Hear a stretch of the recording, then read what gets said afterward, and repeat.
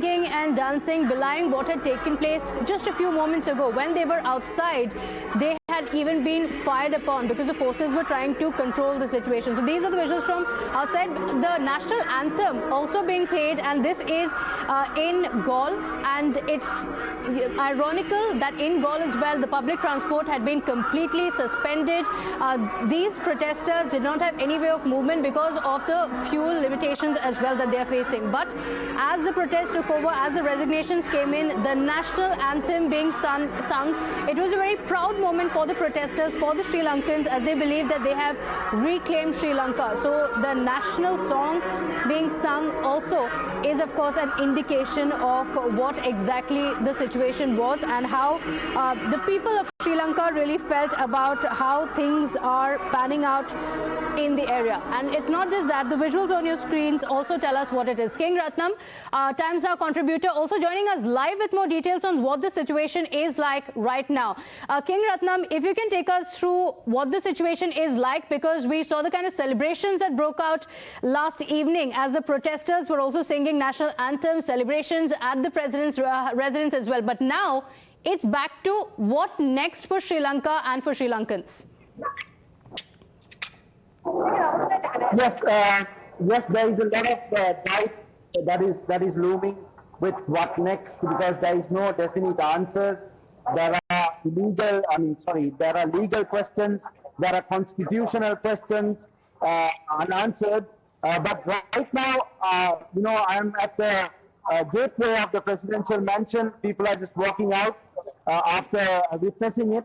I know, and what I feel is that this is a way of kind of them coming to terms with what went on in this country for a long time, and understanding how the people in power live, and what sort of corrupted system we had, and it's just a way of getting their anger out also. I think just by visiting this place and making their presence felt.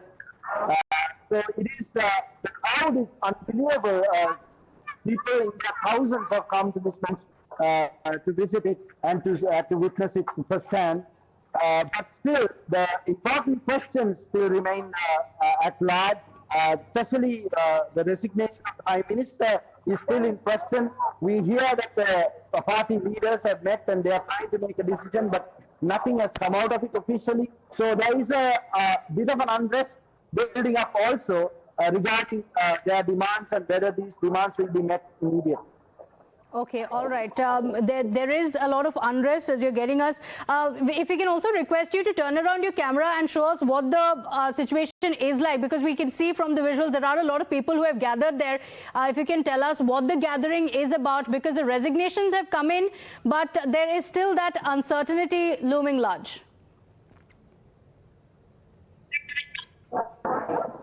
Yeah, so I'm just walking through here at a very walking lobby area, but this place is huge and one cannot walk through this place in a demonstration. It's an unending journey actually. So it's actually a mansion that is beyond the imagination. A lot of facilities, luxury facilities available, as you would imagine, for the president. Yeah, so that's the most here. I think for the common man, it's the anger of one being in power and not understanding their pain, I think is the more relevant question here. So that is what people are trying to communicate through by visiting this place and getting an idea of how we live. Okay, all right. Ratnam, thank you for joining us with those details. We'll continue coming back to you for more details on what's happening there. So now, as we look at the situation unfold, there are people in Sri Lanka who were protesting until yesterday. Now that the resignations have come in, the wait is for July 13th. We have a word coming in from the IMF as well, saying we are closely looking at the developments. As far as India is concerned, India has also said that they are going to extend all help to Sri Lanka at this time of crisis. Joining us live on the broadcast, also voices from Sri Lanka on what the situation is like, what next. Harsha de Silva, MP for Colombo district and former non-cabinet minister of economic reforms and public distribution. Also joining us on the broadcast, Mr. N. Satyamurti, political analyst and commentator. Thank you for joining us. Mr. Harsha de Silva, first word from you. The kind of scenes that we witnessed in Sri Lanka, of course, just a few weeks ago, we saw a lot of protests that broke out in Sri Lanka, and Ranil Wickremesinghe had come as a glimmer of hope amid the political turmoil. Now, after he came in, what changed? Why did it suddenly escalate to this kind of a protest? Actually, what happened was while discussions were going on to establish an all-party government, Ranil Wickremesinghe was sworn in. He didn't have a mandate. He only had himself in parliament. So while I agree there was a glimmer of hope because people expected him to use his international connections to start moving forward, he didn't have any democratic base behind him. His appointment was not seen as legitimate. Never,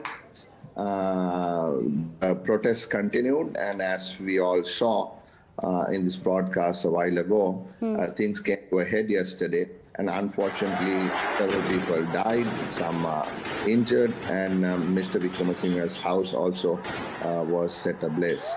So that's where we are now. Okay, these kind of scenes that were witnessed, we also saw that the forces were also not able to bring the protests under control. Such was the force of the protesters, such was the anger that they were unwilling to stop. It was absolutely unstoppable, the kind of anger that they had. But now, what next? That's the question. Even when you say that there is an all-party leader, is there going to be consensus? Is there hope that that's going to be the future? Not just that, very quickly, I also want to ask you about the president, because he has asked for a few more hours, for 72 hours to be precise, for his resignation. So what's expected? You see, what happened at the all-party conference, or rather the meeting called by the speaker, was to ask the president and the prime minister to resign immediately. Yesterday, in fact. And thereafter, the plan was for the speaker to take over on an interim basis the office of the president, and in a few days to establish an all-party government, or as many parties as possible, and then call an election hopefully in 3 to 6 months. Now, Mr. Wickremesinghe was not in agreement with that position. So the speaker indicated that to the president, and I think what is happening now is that we need some time for a new government to be established, so that the prime minister of the new government could then go on to become the president once the president resigns. Now, why it cannot happen now is because Prime Minister Wickremesinghe is not acceptable to the people out there. So that's the issue that we are having at the moment. Okay, all right. Mr. Murthy, before I come to you, we just want to show our reporters, show our viewers, beg your pardon, a report from what happened inside. The kind of scenes that were witnessed, the kind of rebellion that we saw, quite similar to the Arab Springs. That's the kind of comparison that is being drawn because of the sheer anger that the people had. Let's show you a report from inside the President's house. So this is an interesting corridor that is leading towards the mansion, and as you can see, people in their numbers, in their thousands actually, are visiting this place today, hoping to get a glimpse of what life was for the very powerful person in this country.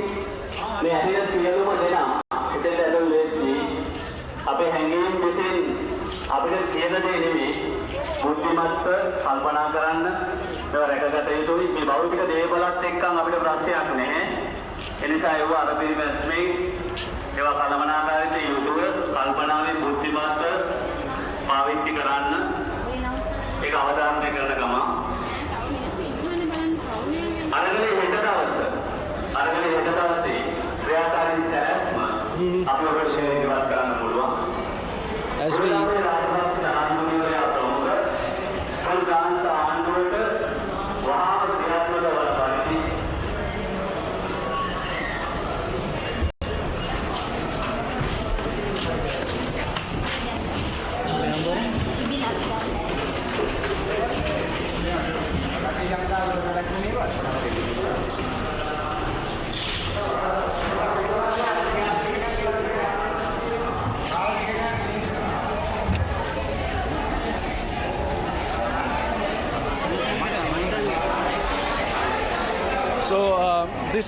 this looks like a big dining hall.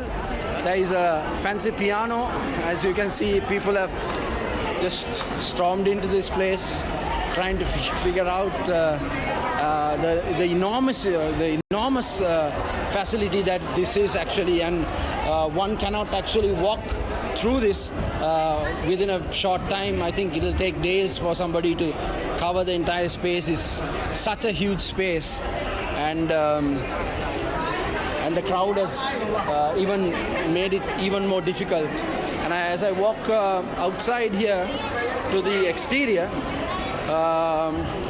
to give you an idea of how big this place is, and this is a exterior that looks that is even bigger than one would imagine, and it's just a massive place.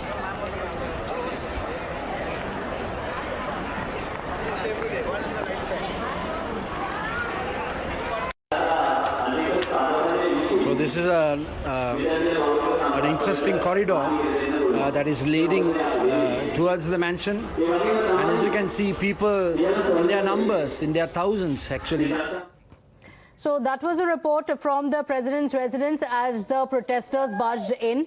Mr. Satyamurti, any comparison to the French Revolution, of course, would be a big stretch. But if you look at the visuals there's such a sharp contrast. There is such a huge difference in the kind of life that those in power had been leading as opposed to the lives of the common man. UN report even saying that 9 out of 10 families are giving up their meals on a daily basis to survive there. Very true, as far as the economic situation is concerned. But comparisons about the people in power and all that, I think it is overstated. That's the presidents or residents. Any country, say, even without this would have happened. And I don't think every occupant of that building is anything big or rich. It's the official residence. Take Rashtrapati Bhavan in India. It's a huge building. But even the private residence of the Prime Minister. Yeah? Right, go ahead. No. So, that comparison doesn't happen. But yes, people are suffering. There is the economic crisis. So that needs to be addressed. That was not addressed adequately. But as far as the political situation is concerned, there are issues. The constitutional provision doesn't make for easy transition. No one knows where the majority of the ruling party, the so-called ruling SLPP members are. Are they going to support the new government? So that no alternative is possible. Such issues remain. There are 2 or 3 specific issues of the constitution that need to be addressed. 2, including Mr. Harsha de Silva's party, are they ready on a common candidate for president? And they have promised the fresh elections in 6 months. For that, they need 2/3 majority in parliament.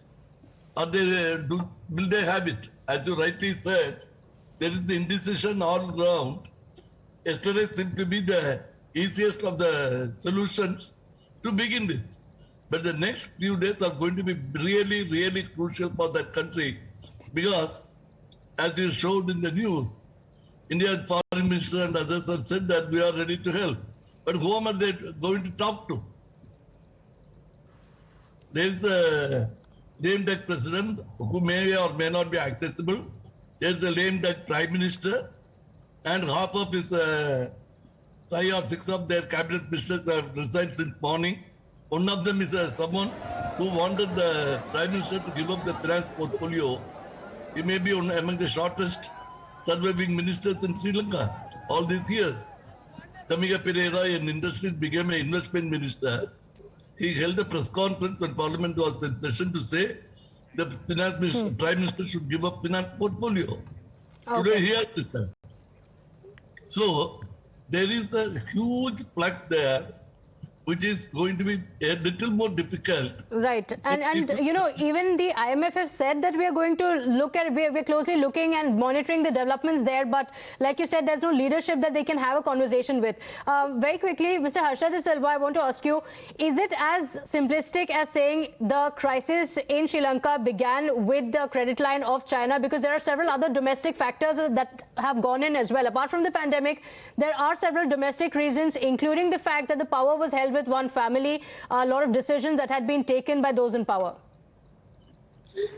Yes, absolutely. I mean, this problem didn't just happen, because of just one issue.